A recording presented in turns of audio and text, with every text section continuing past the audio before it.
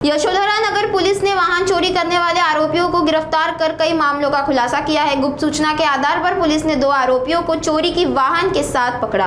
तलाशी के दौरान एक आरोपी के पास से 3000 रुपए नगद बरामद हुए। पूछताछ में उसने करीब 5 महीने पहले नूरी महबूबिया जामा मस्जिद की दान पेटी से 20,000 रुपए चोरी करने की बात कबूल की। जाँच में बरामद बाइक के यशोधरा नगर और अंबाझरी थाना क्षेत्र से चोरी होने की पुष्टि हुई। वहीं गुप्त सूचना के आधार पर 2 अन्य आरोपियों को भी चोरी की मोपेड के साथ गिरफ्तार किया गया।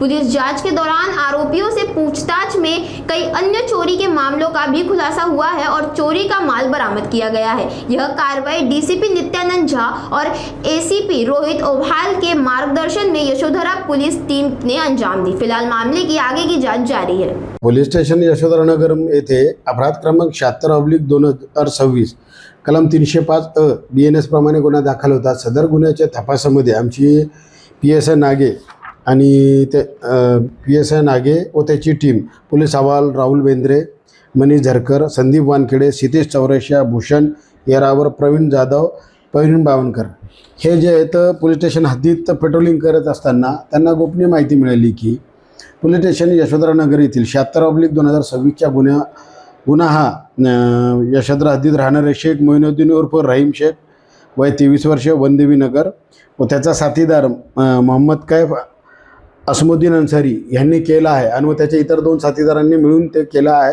अशी माहिती मिळाली। त्यांनी सदरच्या पथकाने तात्काळ त्यांना ताब्यात घेऊन विश्वासाने चौकशी केली असता त्यांनी सदर गुन्हा केल्याचे कबूल केले आणि गुन्ह्यामधील चोरलेला मुद्देमाल हा दिला। त्याच्यासोबतच पोलीस स्टेशन यशोधरानगरचा 295/2026 अपराध क्रमांक 371/2026 आणि अपराध क्रमांक 339/2026 कलम 303(2) प्रमाणे जे दाखल होते या 4ही गुन्ह्याचा मुद्देमाल त्यांनी दिलेला आहे। त्याच्या व्यतिरिक्त पोलीस स्टेशन राणा प्रतापनगर, अंबाझरी, लाकडगंज, रामटेक इथल्या सुद्धा त्यांनी घरपुडी आणि चोरीच्या गुन्ह्यामधला मुद्देमाल रिकवर केलेला आहे। तसेच पोलीस स्टेशन 5 पावली येथे काही दिवसापूर्वी स्काय बारमध्ये एका पाणी कामगारास चाकूने मारून जखमी केले होते।